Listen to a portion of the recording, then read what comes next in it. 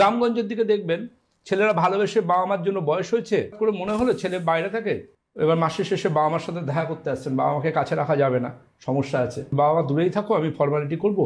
Formality মানে 4টে ফল, একটা health drinks আর কিছু টাকা দিয়ে দেওয়া। সেই সমস্ত সোকল্ড ছেলেদের জন্য বলবো যে তারা বাড়িতে গেল, ফল খাওয়ানো হলো বাবা মাকে, এবং ওই ফলটা এবং তার সাথে ডাবের জলও, ডাব কেটে সকালে জল খাওয়ানো হচ্ছে বাবা মাকে, কিনা পেট ঠান্ডা করবে। ওই দিন রাত্রি তাদের কার্ডিয়াক অ্যারেস্ট হয়ে তারা চলে যান। ডাবের জলে যে পটাশিয়াম আছে যদি রক্তে বেড়ে যায়, স্ট্রোক অবধারিত। বয়স্ক মানুষদের কিন্তু ইলেকট্রোলাইটস ইমব্যালেন্স খুব বেশি হয়, তাদের কি ইউরিয়া, ক্রিয়েটিন, সোডিয়াম, পটাশিয়াম সবসময় নর্মাল থাকে? তারপর আপনি তার জন্য এগুলো নিয়ে যাচ্ছেন, তো তার চাইতে অনেক গুরুত্বপূর্ণ হয় যদি আপনি ডাবের জল না খাইয়ে তার যদি রক্ত পরীক্ষা করান, সময় ইসিজি কোকার্ডিওগ্রাফি করান 6 মাস ছাড়া ছাড়া, প্রয়োজনীয় ওষুধপত্রগুলো কিনে দেন, যে কোনো প্যাথির একজন স্বনামধন্য ভালো ডক্টরের কাছে নিয়ে গিয়ে তার চেক আপ করান, এগুলো কিন্তু অনেক বেশি দায়িত্বশীলতা বলে আমি মনে করে থাকি।